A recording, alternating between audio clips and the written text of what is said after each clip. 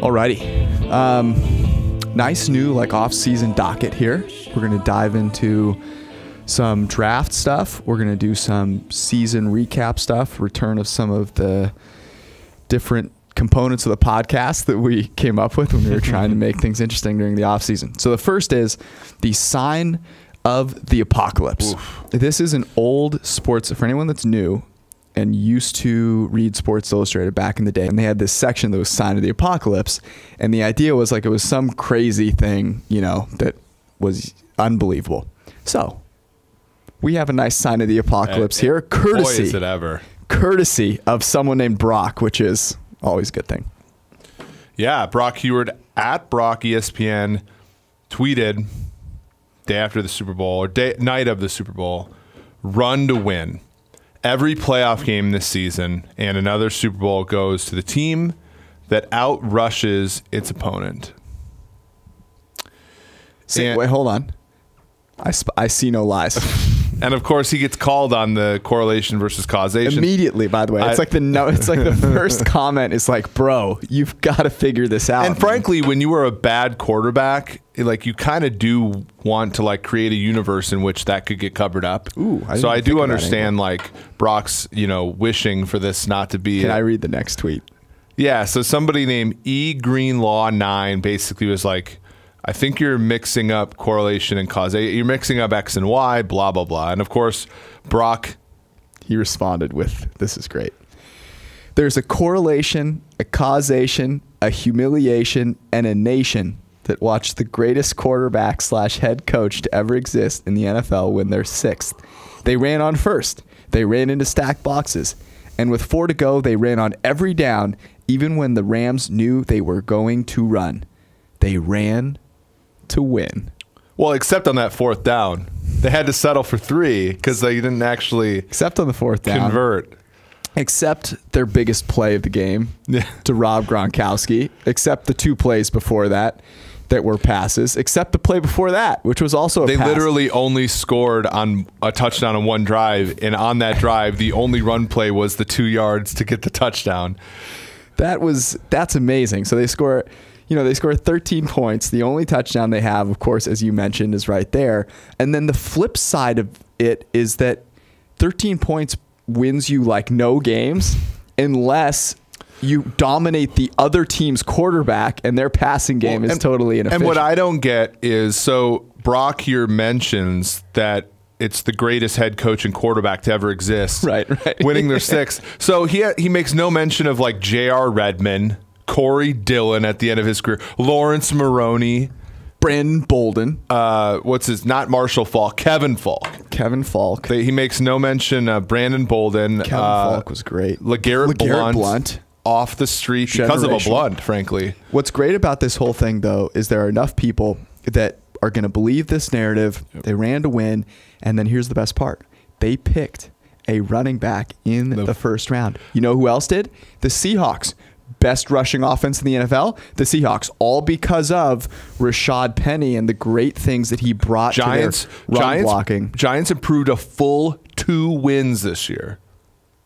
Amazing. Yeah. And it had nothing to do with Odell Beckham Jr. coming back or them getting rid of a generational, transcendent coach in Mr. McAdoo. Yeah. It had nothing to do with those things. It was all because of Saquon Barkley, who, by the way, I have to say this every time because I feel like people don't get it. He was amazing. Yeah. He's fantastic. He's a ridiculous athlete. It's simply we're talking about the things that are valuable and how much a running back actually can contribute to that. So much of value in the run game is dictated by simply your situation, your personnel, the personnel you're facing, and most importantly, when it comes to performance, the ability to run block.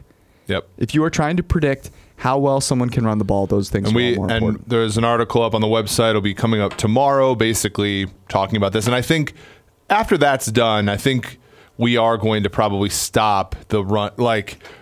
There are other fun things to discuss this offseason that I think are a little bit more nuanced, a little bit. You think so? Well, yeah, I'm kidding. Pass rushing versus coverage. That was on display all offseason. The Chiefs talked about that a lot last year. Pass rush in the NFL. Couldn't stop the Patriots because you could mitigate that. Rams couldn't hide from Stephon Gilmore et al. The other day. Even in a play where the Patriots screwed up a coverage, Jason McCourty came back, and a guy that they acquired in the offseason. I mean, Patriots are, they exude a lot of the things that I think, have found statistically. So Sorry, it's, the NBA trade deadline. I'm, of course, a Lakers fan and a Niners fan, weirdly, but I have a reason for it, and at least I'm not a fan of multiple teams like you. And I'm not an annoying Lakers fan. I'm not a Kobe stan. I'm not irrational. Can you answer, do I actually like the Vikings? That's a difficult so like I don't know. I don't know. Anyway, the reasoning is sound, okay? Cool. So that's the sign of the apocalypse. Unstable stat of the week. Despite the signs of the apocalypse, we have not yet had one, and we went through a whole football season, so I have some faith here. There are many signs, though. Unstable stat of the week is basically us bringing up something that is potentially impressive, but not stable. And what we mean by that is if you're trying to use its previous value to predict how it will do in the future, you are going to have a real tough, rude awakening in your future because it's something that is very volatile. And so some of these will be familiar. And not only that, but when somebody performs out of their norm, it's the first place to look as to why. Yes. So Carson Palmer, 15, for example. Yes. And some of these will be a replay of a stat, but we're going to try and spin it forward. So like these are guys that are candidates for regression and add a few layers to it. So unstable stat of the week is passer rating under pressure. It's the least stable thing for quarterbacks. For one, it's passer rating, which is garbage. And for two, it's under pressure. So if you're looking at things that matter under pressure, there aren't many. PFF grade is about twice as stable compared to pass rating, and the reason for that is sacks, obviously, and runs are not incorporated in pass rating. So pass rating is garbage. That's the first thing. Deshaun Watson is first, 88.2. Dak second, 87.1. Matt Ryan, Russell Wilson, both at 86. Led pass rating under pressure. Very impressive numbers. Unfortunately, I wouldn't bet on those things happening, and this is, I thought, really interesting. None of those guys were in the top 15 at avoiding negatively graded plays under pressure, which is actually far more stable. It's the most stable component of grading, avoiding negative plays. So what that tells you is a lot of sacks not being incorporated here, and then a lot of plays where, look, the quarterback didn't necessarily do what caused that play to be successful. Well, you can point that out, and just looking at them anecdotally, Watson had the best non-quarterback in the NFL to throw to, right? So a lot of those plays, you put pressure on Watson, he's possibly single covered, he's going to beat single coverage. Dak had, great, Amari Cooper had a lot of yards after the catch on some of those back-breaking plays. Wilson, receivers, contested catches were pretty good at that this year. So again, a lot of those things make sense. Matt Ryan had sort of a weird season as to Falcons really observers. Strange, right? I would note. Just one thing, PFF QB Annual on the website right now. That's where you can get all the sort of stability metrics for these things. A great resource. But again, that's a great find by you, I think, in terms of looking at passer rating being overrated as a stat, especially in situations where a sack. So passer rating when clean isn't the worst thing in the world compared to this because the sack isn't necessarily in play. Sack in play here, that's how you see a big difference between grade and passer rating. Well, your boy, the reason I put this in here is because I wanted to make you feel better about your tough loss. And the guy who had the highest grade, who avoided negatively graded plays, had the best EPA and the best yards per play under pressure, all Pat Mahomes. Too much of a gunslinger, though. I don't trust him. Well, his pass rating under pressure is not high. He's got a lot of interceptions, right? Not necessarily all his fault. I don't trust him. He's too much of a gunslinger. And he just didn't take sacks, which are hugely valuable. The ability to not fumble and not sack, incredibly underrated. All right, next up, we've got AAF futures. So I am going to try very hard to do two things. Number one is to care more about the players in the draft. Going to try. Generally, it doesn't matter. All that matters is that you accumulate lots of draft picks and then throw darts. However, you should, pick the board at which you throw at wisely.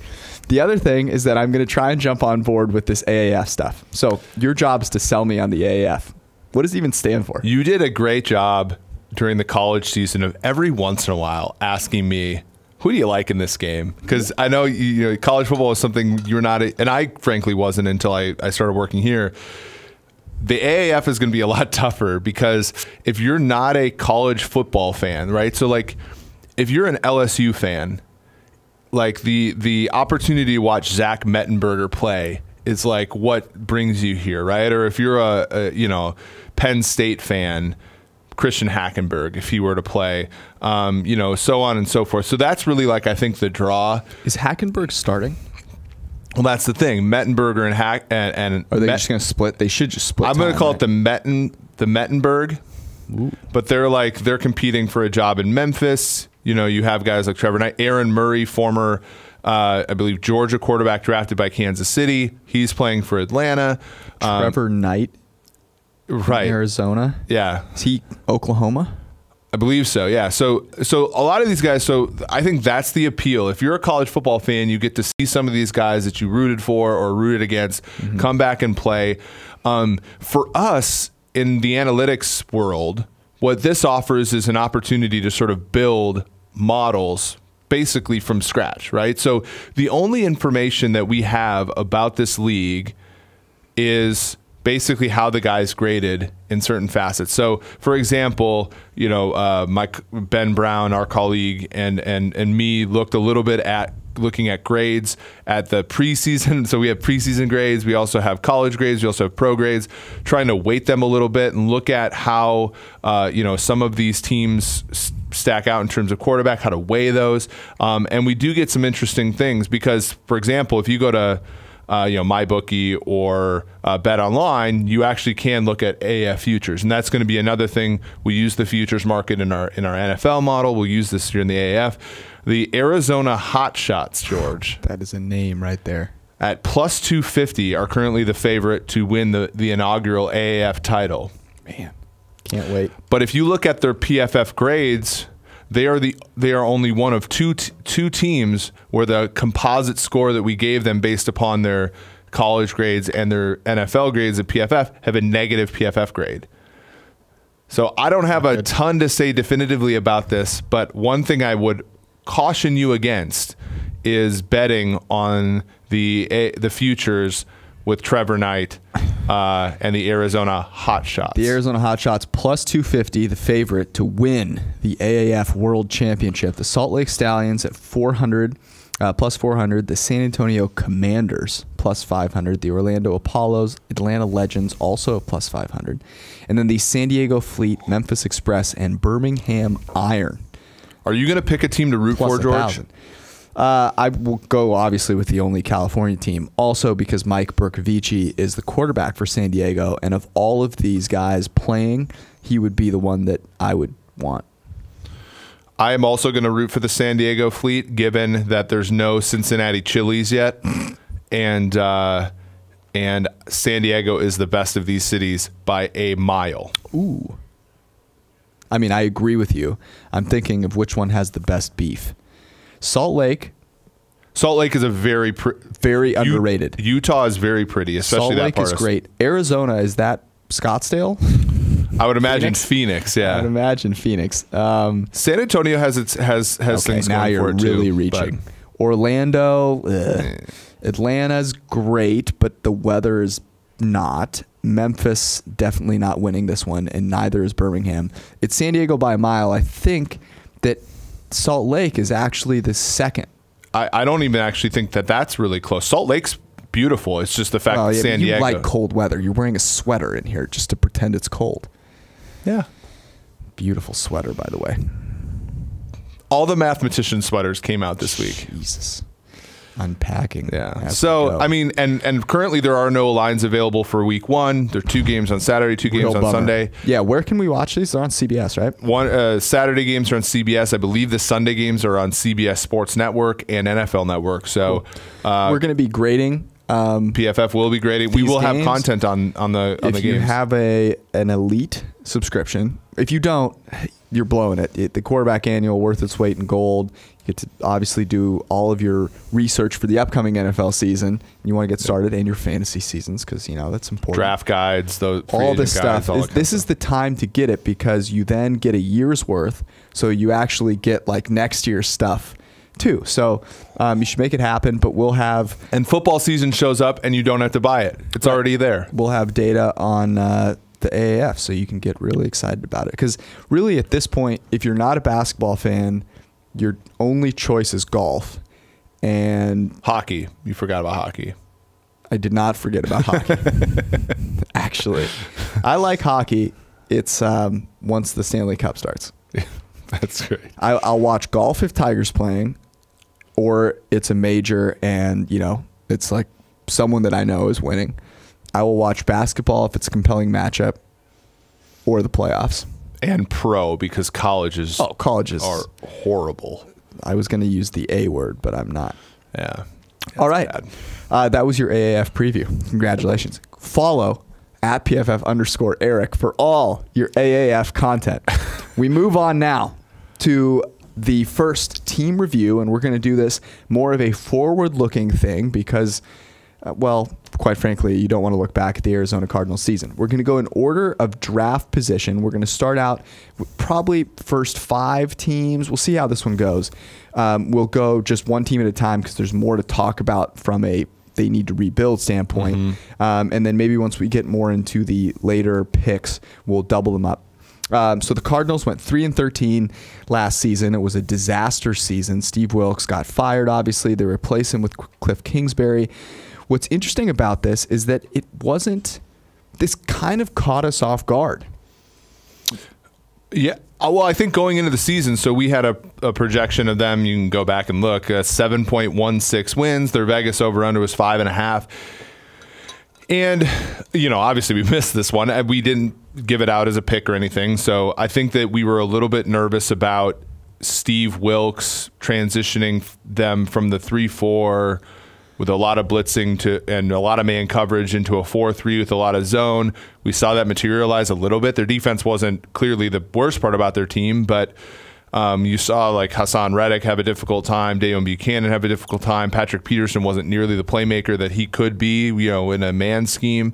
And so their defense wasn't great, and their offense, another time to use the A word.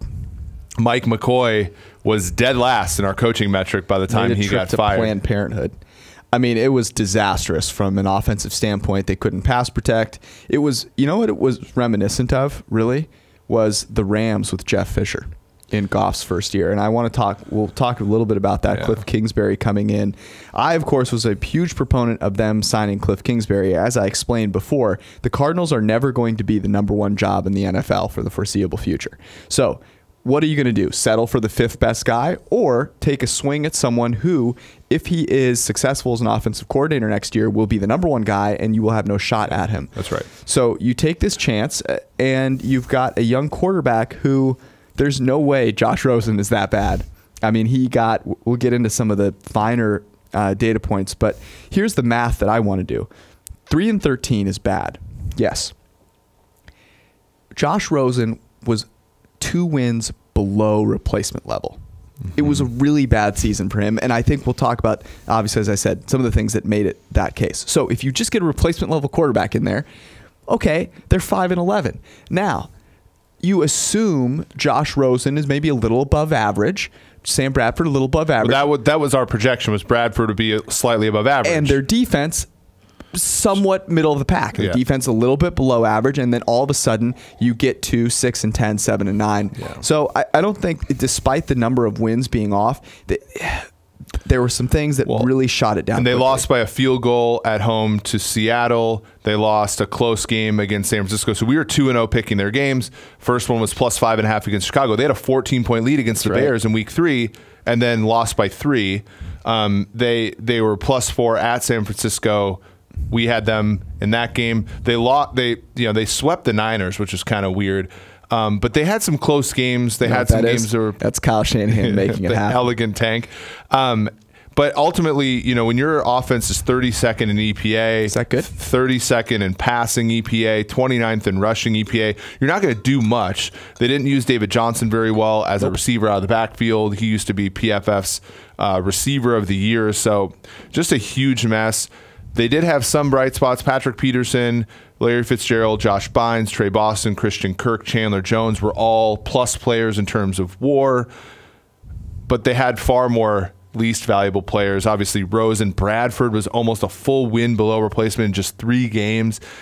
Ricky Seals-Jones, Chad Williams, Mason Cole, Jamar Taylor, all players that were causing them to struggle. And a lot of that, yeah, Chad Williams in the passing game, Jamar Taylor on the defensive side in the passing game was replaced, I believe, by David Amerson, who wasn't even good enough to make the Chiefs defense this year. So it was just an all-around terrible, tough year. I feel sort of bad for Steve Wilks just getting a 1-year opportunity, but I think if you're a Cardinals fan, the Kingsbury, Clement, Joseph trio in terms of head coach, offensive coordinator, defensive coordinator should give you a little bit of a hope for the future. Yeah, I feel bad for Wilks too, but hiring Mike McCoy is a fireable offense. Yep. The fact that they were last in 4th down decision making is hilarious. Like, you're a bad team, just go for it. What is your they only went for it, and so they had 28 instances where going for it on 4th down was likely the good decision, and they went for it 4 times. Cost them 11 expected points added. That is almost won a game. Unreal. So a few of the things that happened here that were okay. Josh Rosen, maybe it's not, he played bad, but what are some other things that were sort of debilitating for him? And the first is he threw into tight coverage 10% more often than the league average. By the way, you can grab that in the quarterback annual. That's terrible because open throws with a step or more of separation basically double your expected output compared to tight window throws. So you don't want to make more of those than you have to. So whether that was him or the scheme, it's up for debate. But I think certainly given Mike McCoy's history that, you might want to throw some of that on him. And their scheme throws, screens, quick game stuff, it generated almost 5 times more negative EPA per play than the league average. Really brutal stuff. And so to me, I'm not going to sell Rosen immediately. I think there are some things that speak to maybe it falling on McCoy. Yeah, and even then, like when plays were schemed open, 22 of Rosen's passes were dropped. That 5.6%, that's top 10 mark in the league. So he wasn't getting help in a lot of his early games. I remember against Seattle, that was the case. He made a lot of really good throws, and in that case, it just didn't work out. He had to throw the ball away 26 times, which was again a top 10 mark. So just not a great offense. But when we've been doing some of our projections for the draft, look back and say, well, he was also under pressure an inordinate amount of time. Over 40%. Over 40%. League average is roughly about 33%. So what we can do is kind of go back and say, okay, well, let's give him a league average pressure rate and see how he would have performed. And in that case, you're going to get much more of an average to above average quarterback in that situation, depending upon how you look. Some comps for him. Alex Smith, you think about that. Dak Prescott, maybe even Carson Wentz on sort of the upper end. Phillip Rivers on the upper end.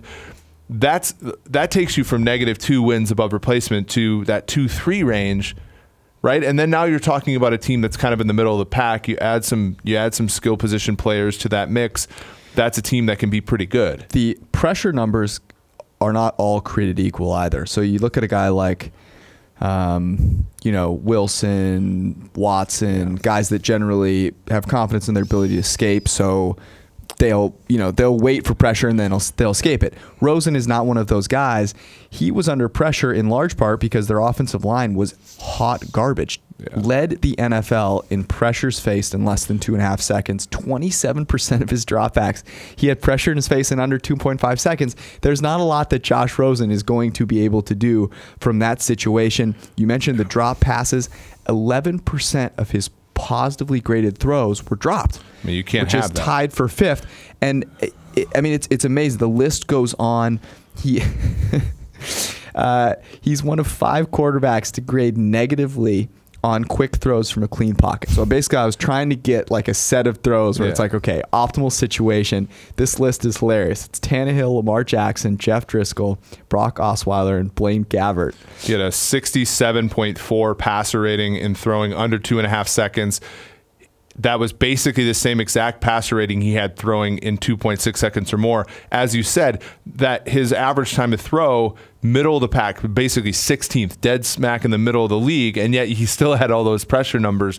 I struggle to think of an offensive line other than Houston that gave their quarterback as much of a shit sandwich than that, right? So this is the question. You've got. It's not hard to do 2 things. The first is to say, okay, I saw what Jared Goff did with Jeff Fisher. He was dropping 50 yards back and just getting pummeled. Yep. McVay comes in. He changes the scheme of the offense. They get a couple of offensive linemen that can actually block. All of a sudden, you now have an offense that's protection-based. You're maximizing the number of clean pockets. You have a screen game. This was also hilarious. Rosen more than doubled the negative grade rate on screens of the next worst guy. But he was also under pressure on over 15% of his screen passes, which is the league high too. You just wonder about how, and we have to test this, I think, systematically, but how much being under pressure affects you in the entirety of your game. Because it's clear that once you start seeing ghosts, it doesn't actually matter whether or not the pressure, or whether you're trying, like, remember Nick Foles, they were talking about Nick Foles, when he got to Kansas City, could barely throw a swing pass because he had been so screwed by his situation. You often just have to rehabilitate. And I'm guessing Cliff Kingsbury able to do that, in terms of rehabilitating his mind and getting him ready to play that quarterback position. Right. It's very there are certain quarterbacks where they play from a clean pocket. When they play from a clean pocket, a lot of the time they're just throwing before they get hit with pressure. Yep. So, but the Sam Bradford in 2016 was the same one with Minnesota. That's where you have to be careful about using time to throw, pressure rates, and everything, because oftentimes it's even worse than that. And so here's the second part of that. So you can believe in the Jared Goff narrative. Kingsbury comes in, you make these changes, you turn Josh Rosen around. Or you can say, look, we are saddled with a suboptimal offensive line. We have some offensive weapons. Chances are we're still going to have a quarterback who's going to have to deal with a bad offensive line. Yep. In which case, you don't have a huge amount of cap space, about $50 million, which is not. I mean, you're still better than average, but you could do some things with the offensive line there. But offensive linemen are like starting pitchers in the Major League Baseball. Like, you have to pay a premium for even an average guy. Right. Riley Reif was making a huge amount of money. He's just a guy. All right, so here are the options now. We just talked about projecting Josh Rosen, from college to the NFL with a normal pressure rate. He's an average guy. You look at Kyler Murray, our highest graded quarterback ever on a per snap basis when you adjust for situation. He comes out, he's obviously a mobile guy. So you say, okay, let me saddle him with this pressure rate.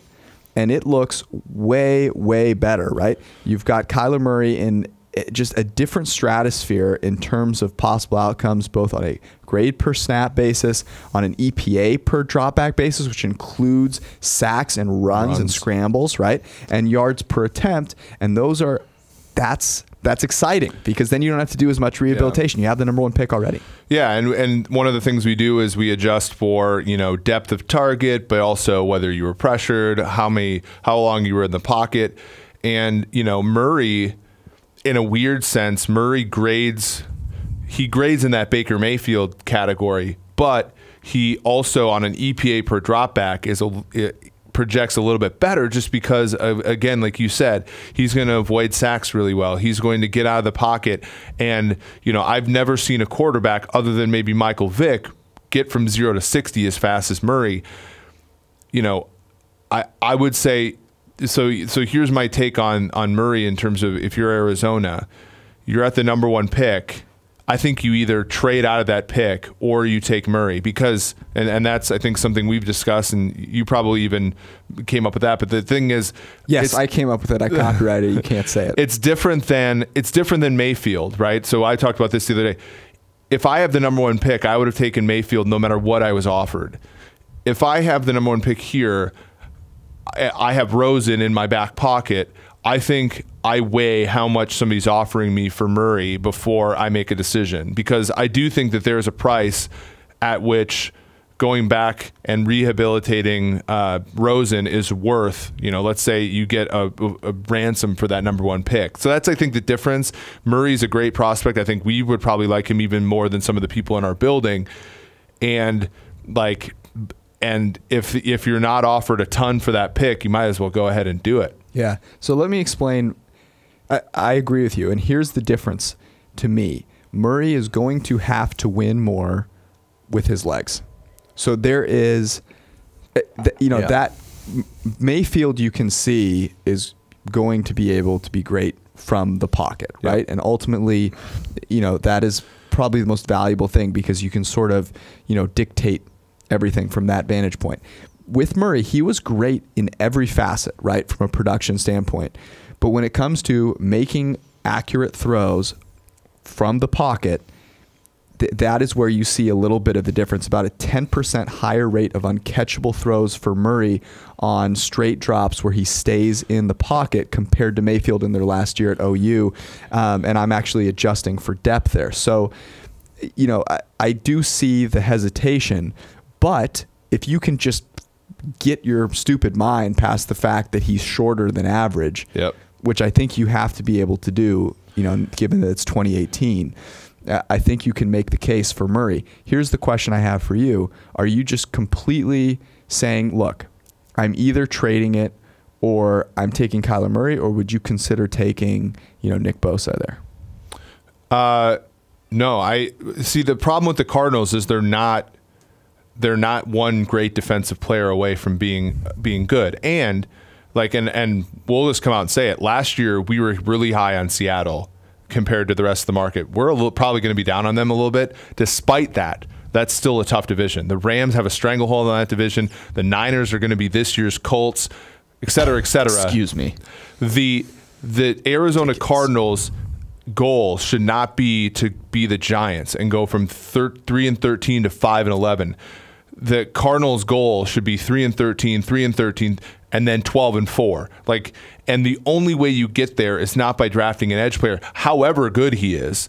You get there by getting a tail distribution type player, and those players are quarterbacks. And so for me, unless I can get a ton of players who would make Rosen a tail distribution quarterback, I take what I would consider the best quarterback, which is Murray. Okay, so here's the great thing. Right now, if you looked at it, and obviously the narrative changed a lot last year from this time to when the draft happened. People came away around to PFF's way of thinking, which is you're an idiot if you don't take Baker Mayfield here. Right now, the Cardinals could do both. They could trade down and get Kyler Murray based on sort of what you're hearing out there. Teams that need a quarterback are more enamored with Dwayne Haskins or Daniel Jones or Drew Lock, for God's sake, or Drew Lock. So you could actually trade down and still get Kyler Murray, and then you could trade Rosen. Or, as I like to do, just keep them both. See which one you want to stick with and trade the other one. If you are not a dumb team, you can keep their value, right? You just have to make sure you don't have leaks and all these different things. When you can do what the Ravens did a season ago, which is trade back enough where a trade up, which is normally negative EV, on the cumulative side still is positive AV, right? So if you're the Cardinals and you trade out of that pick, let's say you trade out to 13, 14, and it becomes pretty clear that Murray's going at 6 or 7, you can trade back to 6 or 7 and still get the player you want. The thing that is concerning, and we've been hammering away at these quarterback projections, is from a straight drop back. If you make it a predominantly NFL offense, Murray is still projected to be pretty good, but it does go down. The distribution shift to the left. So the key is, and I think this is exactly what the Rams did with Goff. This is exactly what the Eagles to some degree did with Wentz, although it went a little bit the other way this year. You have to build that system around the quarterback. You cannot be, you can't build the quarterback around the system anymore. So if they are going to take Murray, they have to know that this is an undertaking and that is important. Basically it's Kingsbury and Murray being, the Cardinals' future moving forward. So just an interesting, I think this will be extremely fun to watch. Mayfield had a lot of quote unquote character concerns at this time last year that ended up being endearing to people at the end, especially now. Murray had a difficult time with that interview, right? Does it eventually come back around to where we find his personality and things like that endearing? That's a good question, I think, for us to discuss in the future.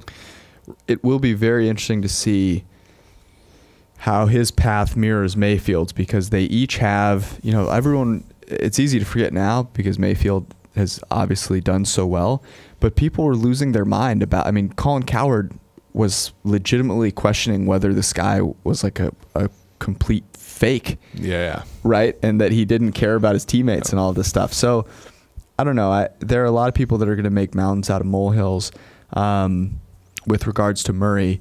And what the Cardinals decide to do could greatly be impacted by that. It'd be crazy if they could trade down and still get him. Yeah, and the issue is, as we talked about before, Nick Bosa is great, but that if the Cardinals came out of the first round with Nick Bosa, paired him with Chandler Jones, people would be excited. People love edge players. People love defenders and all that kind of stuff. I can guarantee you that is not going to be the means by which the Cardinals become good.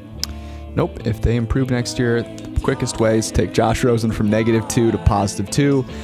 We will be back with you guys as usual on Thursdays. We're not gonna do the Monday morning ones anymore. So hit us up if you guys have questions. We'll do our best to get them on here. And if you have specific things that you want to hear about from a draft perspective, let us know as well. And get yourself some PFF subscriptions so that you can follow along. See you guys. Peace.